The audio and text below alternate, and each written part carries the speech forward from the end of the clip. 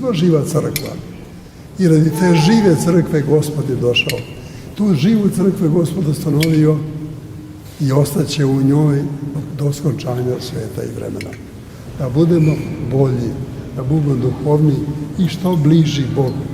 Jer naša vera nije filosofija, nego život po Hristu, po Evanđelju i po ugledu na svete ugodnike njegove. Neka bi nam Gospod bio na pomoć da upoznamo put njegov i da svoj život posvetimo njemu i da zaslužimo blagodat njegovu, a nas ona uvek prati u ovome životu kome jesmo. Živjeli na mnogo ljeta.